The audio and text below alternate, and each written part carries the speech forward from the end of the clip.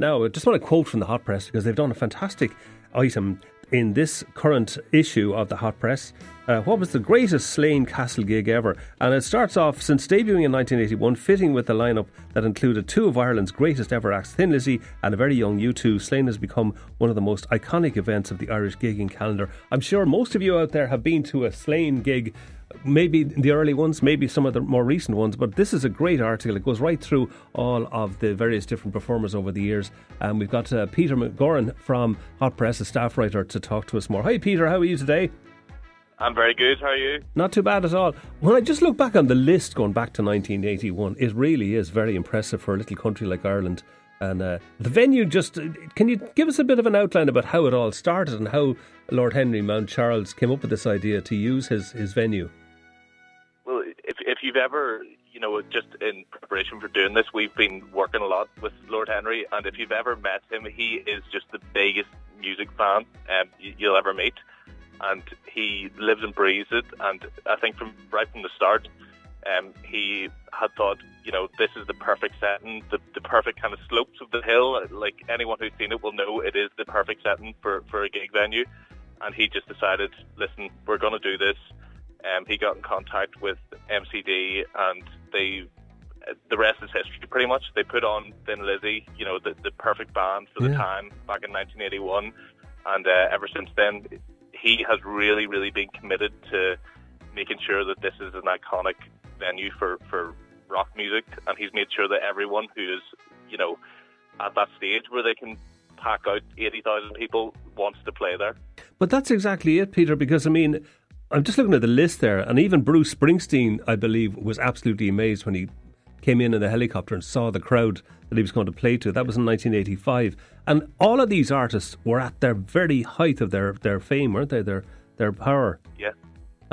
It's interesting that that's the case. Even people like, just even looking back in this article, people like Robbie Williams, who, whatever way you feel about him, they really, really got him at his absolute peak. And, even people, fans of him who look back, they say that Slane gig was the best gig that he ever played. So I think there is a real sort of, Lord Henry and the different promoters and everyone who puts these gigs together, they have an eye for the best act in the world at the minute, and they bring them to that stage, and it's always something magical whenever they play. I'm just looking at there. Lizzy 81, as you mentioned, the Stones, who can forget that? U2 in 83, Dylan 84, Springsteen 85, then you'd Queen, Bowie, Guns N' Roses, Neil Young, R.E.M., The Verve, Robbie, as you mentioned, Bryan Adams, U2 again in 2001. Any favourite for yourself? Everybody must have a favourite, Peter. Have you one? I actually, surprisingly, I haven't been, unfortunately. This year? Told I'm going this year, yeah. The general consensus in the office is that Bruce Springsteen was really the top kind of the best gig ever played at Slane. That was right after the Born in the USA album, and he was right at his peak then.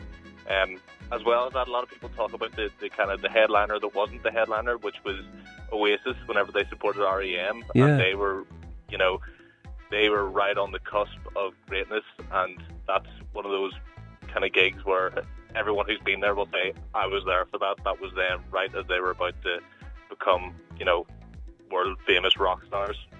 It's very, very true. You're talking about Bruce Springsteen there. I think one of the helpful things as well was that incredible video of Dancing in the Dark, which was a live thing, and he had Monica from Friends, and he pulled her up out of the audience. That was an incredible, and it kind of gave you a feel for what the excitement was. That was a Bruce Springsteen concert at the time. So moving on to this year then, of course, Metallica are coming in. These guys have been around for a while, but they're still absolutely massive, aren't they?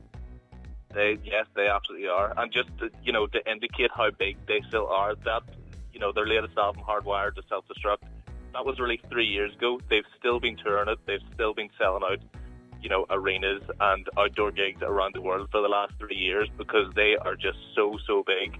That album topped the chart in 57 countries. I think, it's almost, you sometimes forget about them, and then they come around again and they just blow everything out of the water, because they are just they have such a dedicated following, and everyone kind of knows just how powerful they can be whenever they release a record. And I think that is going to show whenever they play a live show, because anyone who's seen them before and anyone who has watched live videos of them knows just how much they can blow an audience away.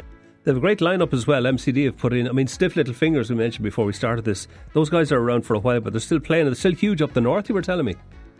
Yeah, still massive. Still, they would still pack out concerts up at the north. They've got a really, really dedicated following, and I know that we still get inundated in the Hot Press mailbox with fans who are looking to see more written about them.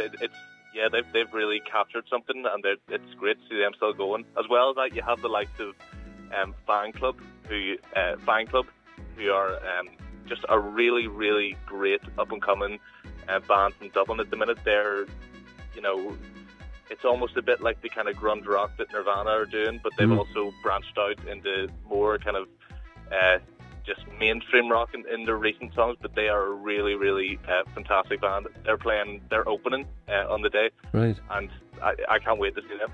Great, it's going to be a great day. Peter, I'll wish you all the very best, and thanks for telling us about that. It really is a lovely piece in the current issue of the Hot Press magazine, and it's a great cover. A lot of the artists who were at Slane over the years. What was the greatest Slane Castle gig ever? The Slane event. It's all in the current issue of Hot Press, and that is Peter McGowan, staff writer with the Hot Press. Peter, thanks a million. Enjoy Slane.